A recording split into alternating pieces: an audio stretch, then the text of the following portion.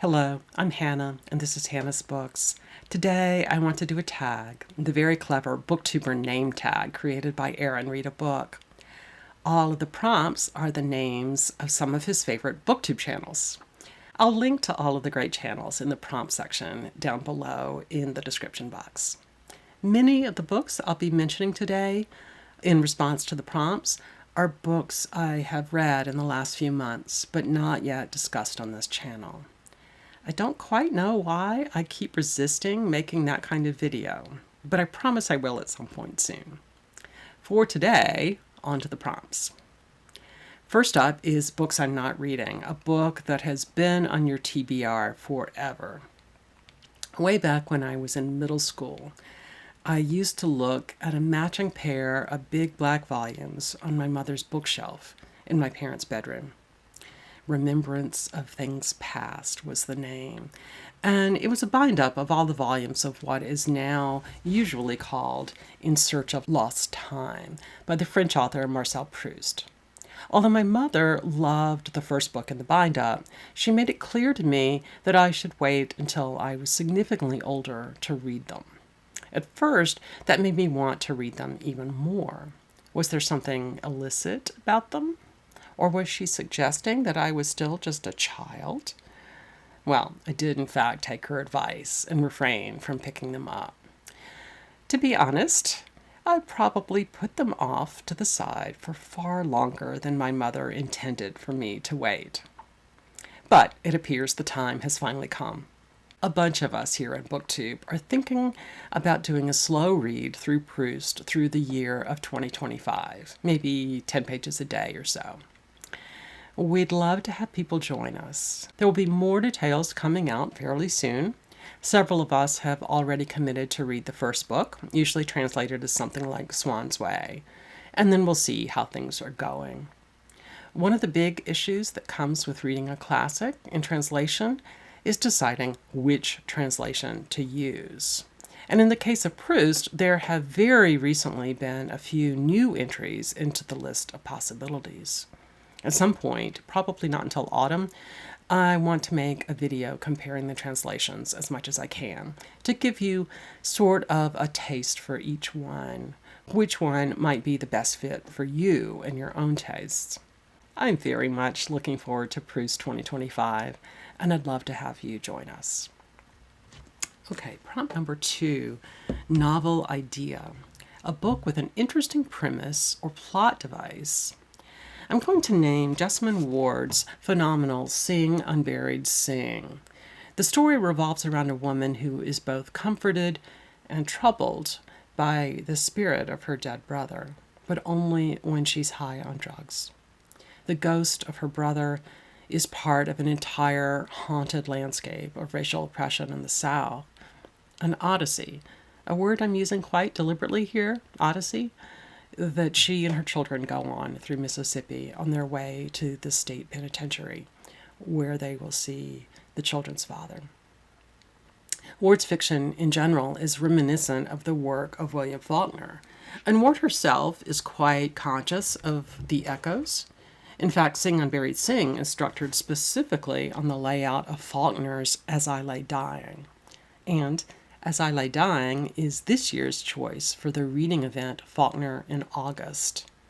All are welcome to join us. If you're new to Faulkner, As I Lay Dying is a good place to start.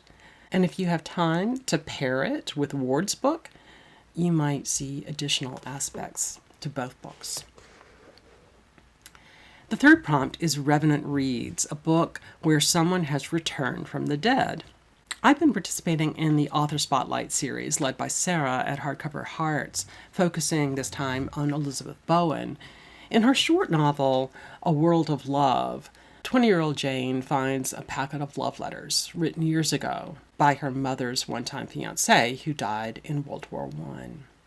Jane lives in an old house in Ireland with an assortment of relations, many of whom had or developed complex connections to the dead man. As the back cover says, the soldier becomes as real a presence in the house as any of the living. This is the way I like my literary ghost. There is nothing supernatural no clear reality. But this kind of ghost lives in the minds of others, so alive that they can feel alive to readers as well sometimes. We see the same thing in Jessamine Ward's Sing Unburied Sing, which I mentioned in the last prompt. Prompt 4, CriminOlly, a book where a crime takes place. Recently, I read a short story written by Stephen King and compared it to one of my favorite stories by Flannery O'Connor. King's story was an homage to her, and I made a video about the comparison and titled it something like Hannah Reads Horror. One of the things I mentioned is that King's story didn't really seem all that horrific, and Ollie of CriminOlly pointed out that it might actually be a better example of crime fiction than horror, and I think that's right. I've been thinking about reading some other Hannah Reads What books. I have one in mind for the end of this month and something for next month, but I'm thinking about reading Greg Iles' super long new political thriller called Southern Man, maybe in the early autumn. The main character in Southern Man is Penn Cage. From what I've heard, I don't think it's necessary to read all of the Penn Cage books before reading Southern Man, but I decided to pick up the first book which features him, called The Quiet Game. I loved it in many ways. I loved Penn Cage, although I definitely found certain aspects less appealing, partly because of my own tastes, and partly because there are aspects of the book, which is now 25 years old, that I think might be less than timeless, shall we say. But certainly The Quiet Game has quite a number of different crimes in it. Okay, onwards. The fifth prompt, Book Time with Elvis, a book about time, time travel, or someone named Elvis. I'm going to name a collection of short stories edited by Jim Fusilli. I haven't read the book and don't even own it, but I heard about it last year, and it seems like the perfect answer to this prompt.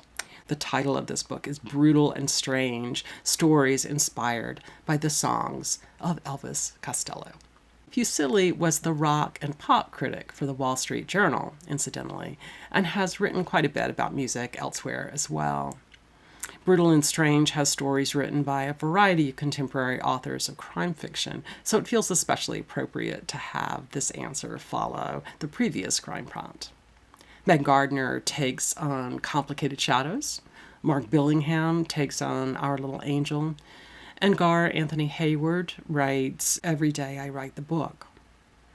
From what I've read about this collection, all the stories use not only Elvis Costello's titles, but also his themes. So those of you who like both crime fiction and Elvis Costello, this might be the book for you. Prompt 6, middle of the book March, your favorite book that you read in March.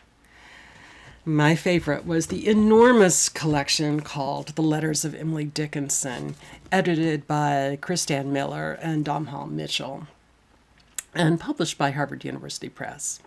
I was very pleased to publish a written review of the book in Open Letters Review, and I'll link to it in the description box.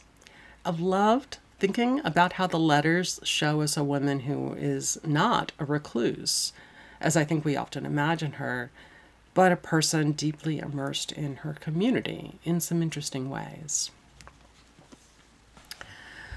While I'm thinking about Emily Dickinson, I want to mention the book that I'm currently reading and reviewing, the new book, Natural Magic, in which the author, Renee Berglund, discusses parallels and differences between Dickinson and Charles Darwin, and how they thought about science and the natural world. I'll be reviewing this one for Open Letters Review as well. And minor spoiler alert, it is a fascinating book. The seventh prompt, Book Buds, a book with a great friendship. I've been thinking a lot about the novel The Great Gatsby, and this is my high school copy. Partly because my son is the sound tech for a musical version of the story currently playing in Boston. More on that in a future video. The two of us have been talking about the book a lot lately, and I hope I can convince Abe to film a video discussion with me at some point during the summer.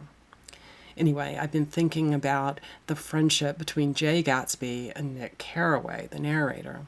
Their friendship really isn't a great friendship, I guess, other than the fact that it is fascinating to read about. That is, great for the reader. Prompt number 8, Obscure Book Adventures, a book you love that rarely gets talked about.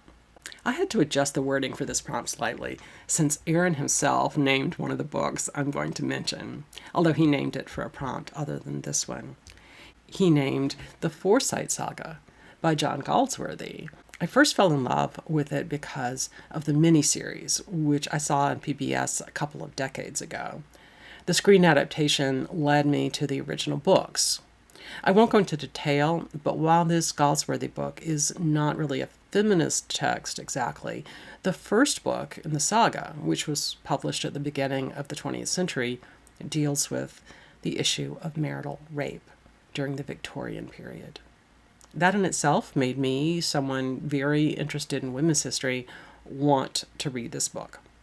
And definitely, on top of that, the Forsyte Saga, especially the first book, is really beautifully written too. The 9th prompt is Savage Reads, a book with a monster or beast or human acting monstrous or beastly. I just had the very great pleasure of buddy reading a book with the non-monstrous Roz of Scallydandling About the Books, a book I had never read before, and that is The Portrait of a Lady by Henry James. I haven't talked about it here yet, and I want to in full detail, but I adored the book, so much so that I've read a second one by Henry James and have a third on my docket. All the details later. Suffice it to say that for a while I thought there might be 2 monsters in this book, and later on decided that there was really only one. And the last one, a book that fits your own channel name or the name of a channel you love. I'm going to choose the channel Stalking Kafka, run by Jess.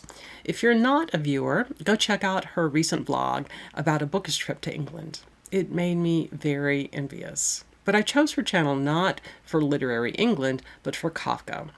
Last week, I went to a play at the Fulton Shakespeare Theater in D.C. The play was not Shakespeare's at all, but instead an adaptation of Ovid's Metamorphoses. I had just finished the book I'd been reading, so before I hopped on the metro, the subway, I grabbed a little volume that felt like the perfect book to wet my whistle for Metamorphoses, the beautiful new edition of Franz Kafka's singular Metamorphosis. Okay, well, that will do it for today. Thank you, Aaron, for creating this excellent tag. Thanks, Pat and Will, for tagging me. And thanks to all of you for joining me today here on Hannah's Books. See you soon.